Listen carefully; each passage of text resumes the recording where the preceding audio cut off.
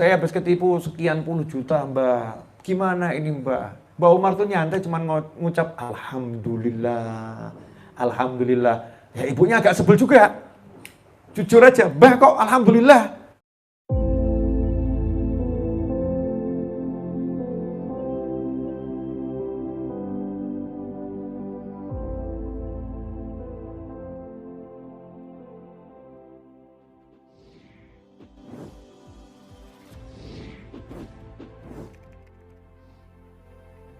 Bayar parkir mobil, bayar parkir di Solo, waktu itu parkir mobil Rp1.000. Parkir mobil flat sama di pinggir jalan dimanapun Rp1.000. Nah kebetulan ketika saya mau parkir, itu tukang parkirnya nggak ada. Jadi tukang parkir nggak ada, digantikan nenek-nenek. Yang parkirin nenek-nenek, senyum saya kasih Rp5.000. 5.000. Terimanya alhamdulillah. Itu saya jarang dengar kalimat seperti itu. Jadi alhamdulillahnya itu dari hati, alhamdulillah. Moga-moga kamu selamat, rezekinya grojok. Waduh, saya jawab bodoh-bodoh. Nanti pahala saya habis sama doanya dia. Jadi saya timpali sama jenengan ya, sama engkau dapat yang sama. Akhirnya saya keluarkan uang Rp10.000. Doanya lebih banyak, Masya Allah, mugi-mugi tambah selamat gitu. Saya cek dompet ada 50.000, saya keluarkan Rp50.000. Ya, kemudian langsung saya tutup jendela, ojo ndonga meneh Bu. Ini kalau keluar doa lagi mungkin dan untuk bapak-bapak ketika menghadapi istri ya. Ini pemirsa dimanapun Anda berada, untuk ibu-ibu ketika menghadapi suami dan untuk para suami menghadapi istri, jangan pernah merasa Anda berbuat baik pada pasangan hidup Anda. Nanti capek dapatnya. Contoh misalnya, istri sampai kursus masak. Karena tahu suaminya suka nasi goreng. Sampai kursus masak khusus nasi goreng. Akhirnya dia masak nasi goreng. Pagi-pagi disuguhkan sama suaminya. Sayang, nasi goreng. Hasil kursus 10 hari. Suaminya makan terima telepon. Halo, iya Pak. Iya, segera berangkat Pak. Cep. Ma, berangkat dulu ya. Sebel enggak kira-kira? Jujur Bu. Sebel enggak? Sebel, kesel, pegel gitu ya.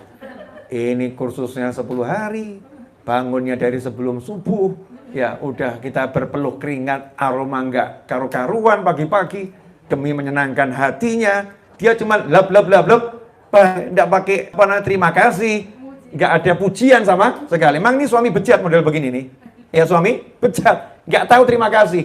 Ya, tapi kita jadi istri yang solihah, gimana? Nyantai aja.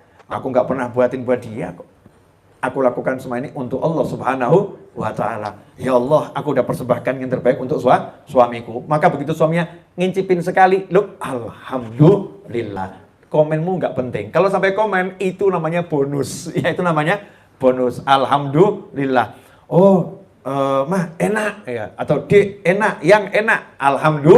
Alhamdulillah. Mungkin kita nanya kurangnya apa? Ya, kurangnya apa? Tapi kalau kita minta komentar, sakit-sakit. Suami minta komentar dari istri yang baik. Masya Allah.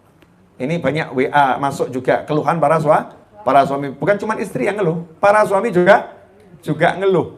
Jadi sudah kerja mati-matian, istrinya hidupnya sama handphonenya saja.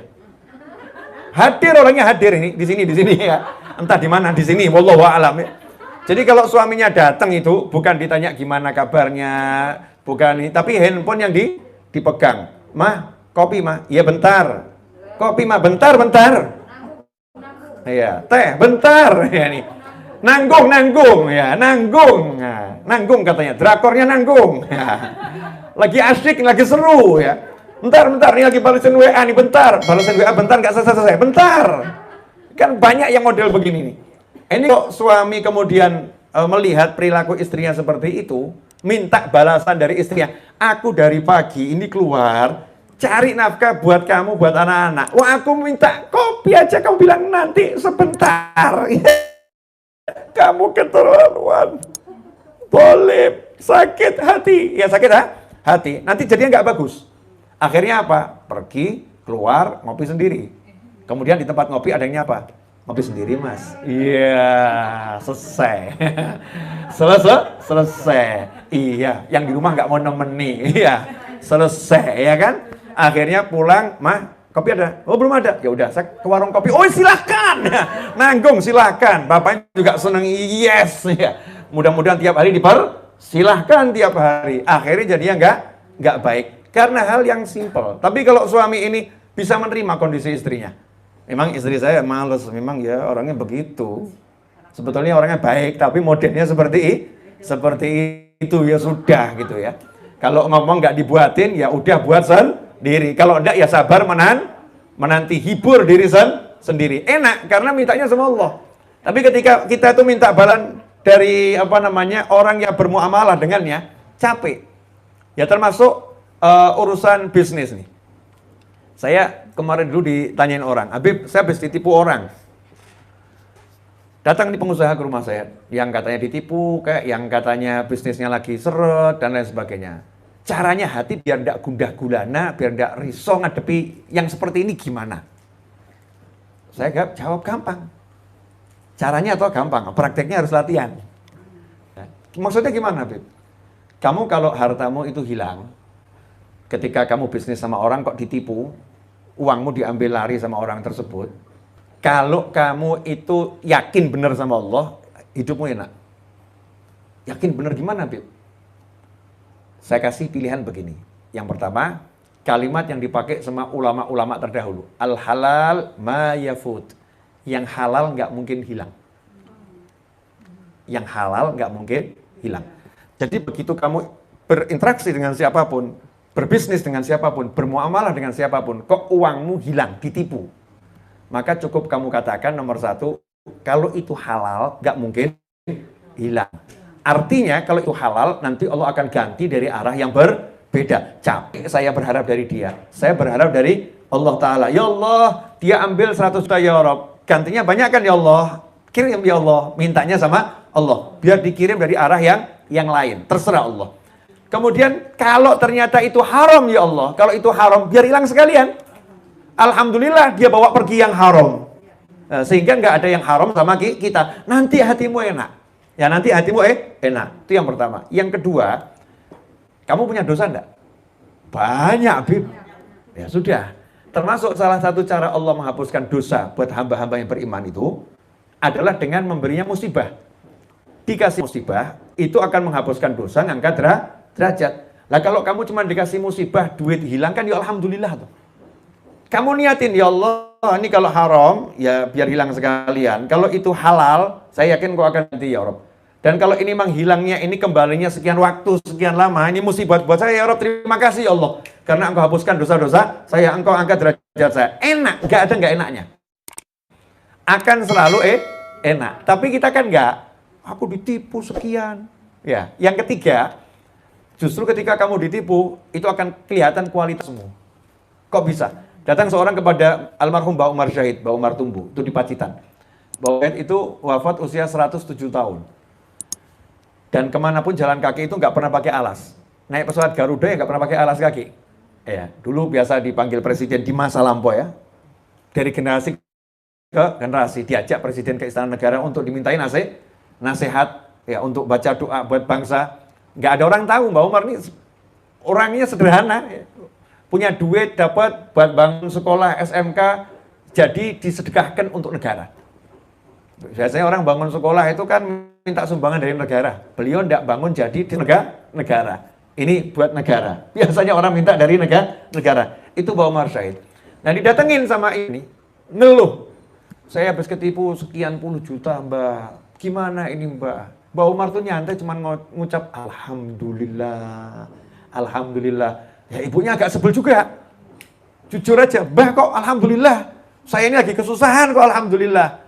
Alhamdulillah, kamu dijadikan yang tertipu, tidak dijadikan seperti dia penipu.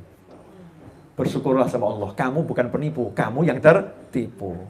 Berarti kamu orang baik. Dan kamu lagi didolimi, doamu mustajab, doa yang baik-baik. Minta ganti yang baik-baik sama Allah Ta'ala. Ya, minta rezeki yang berlimpah ruah. Nanti kamu dapatnya yang baik-baik. Nah kalau kita hidup itu gitu kan enak. Muamalahnya sama Allah terus, gak pernah sama manusia nih.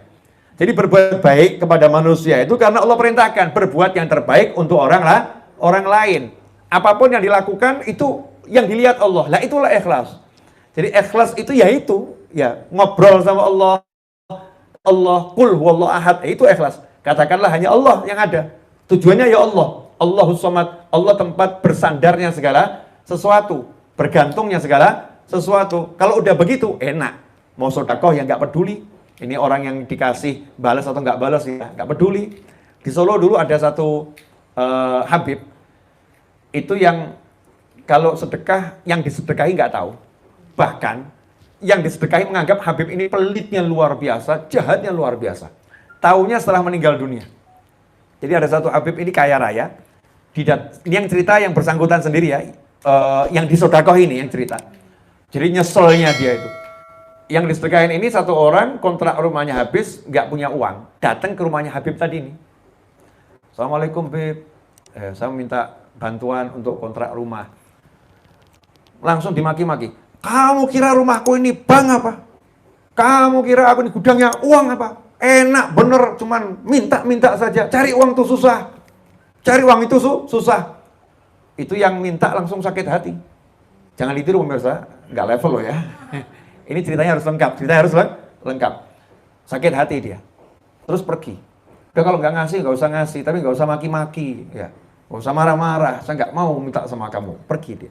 Ketika dia pergi, ajudannya orang Habib tadi ini menghampiri. Terus ngomong, maafkan Habibnya ya. Habib memang nggak punya perasaan. Memang ini sudah bersandiwara antara Habib dan ajudannya ini. Habibnya nggak punya perasaan. Nih, saya ada uang sedikit, insya Allah cukup buat kontrakan kamu. Terima kasih, lah kamu baik nggak seperti Habibnya itu. Iya, ya sudah, maafkan. Pergi dia pulang, melanjutkan kontrakannya. Kemudian, setiap bulan, tiba-tiba dapat kiriman beras dari satu toko beras. Dia datang ke toko beras tadi, siapa yang ngasih saya ini? Oh, biasa ada dermawan titip sama saya. Ya, saya lihat kamu tuh kan memang lagi butuh, jadi saya masukkan kamu daftar. Tiap bulan kamu dikasih. Oh, alhamdulillah, gak seperti Habibnya itu. Udah pelit ya, mulutnya kasar gitu. Ini berjalan bertahun-tahun. Sampai suatu hari berasnya itu nggak dikirim. Dia datang ke toko beras tadi. Kok saya nggak dapat kiriman? Akhirnya yang punya toko ngomong. Ya, mohon maaf sekarang saya mau cerita. Saya nggak bisa ngasih kiriman beras lagi. Loh, kenapa nggak bisa? Karena sebetulnya yang ngasih itu orang udah meninggal. Jadi selama ini orang masih hidup. Kan saya bilang saya dapat titipan. Orangnya udah meninggal sekarang, jadi nggak bisa ngasih kamu lagi. Siapa orangnya? Nah, orang itu ngelarang saya cerita sama kamu. Nah, tapi karena orang sudah meninggal, saya harus cerita sama kamu. Siapa? Ya orang yang kamu maki-maki itu. Habib yang kamu bilang pelit itu. Dia itu yang ngasih kamu beras. Dan ajudan yang ngasih kamu duit itu dia juga yang suruh. Tapi dia nggak mau tahu kalau kamu dapat uang dari dia. Sehingga nanti kamu merasa rendah di hadapannya. Jadi lebih baik kamu masih merasa mulia, marah-marah, merasa mulia, merasa hebat, merasa sebanding, nggak merasa rendah, tapi masalahmu selesai. Ini sodakoh yang begini luar biasa, tapi jangan ditiru. Ya, karena zaman sekarang salah ngomong masuk penjara. Ya kan, salah ngomong dituntut. Ya kan, orang sekarang kan orangnya mudah dikit-dikit nuntut, nggak memaafkan. Walaupun anjurannya sekarang kepolisian kan orang disuruh memaafkan, dimediasi, minta maaf, saya memaafkan sehingga selesai. Nggak dikit-dikit lapor, kesian teman-teman polisi, terima laporan banyak, terus dari sana dari sini. Kalau memaafkan kan selesai. Nah, jangan kita asal ngomong walaupun niatnya baik. Tapi ini kisah zaman dahulu untuk gambarkan. Orang dulu tuh jaga sodakohnya sampai seperti itu. Jaga yang disedekahi sampai seperti itu. Biar harga dirinya nggak jatuh. Ya, biar harga dirinya nggak jatuh. Ini mahal. Nah, kita zaman sekarang disesuaikan. Ya cukup kita kasih lewat jalan belakang, orang yang nggak tahu kan bisa ya. Nah, orang yang nggak tahu bisa kita siasati untuk zaman sekarang. Dan Habib ini memang wataknya begitu. Jadi diminta sumbangan sama sekolah ya begitu dia. Nggak ada sumbangan. Sekolahnya memang sekolah yang rakus minta duit terus gitu ya. Tapi nanti tiba-tiba sekolahnya mau ngecor, dia kirim semen 100 sak, 200 sak ya. Tapi tidak ada namanya, tapi dia yang kirim. Nah setelah meninggal dunia terungkap semua. Jadi semuanya cerita. Tapi kalau kita niat, nanti kalau saya meninggal biar semua orang tahu. Nah itu nggak boleh juga.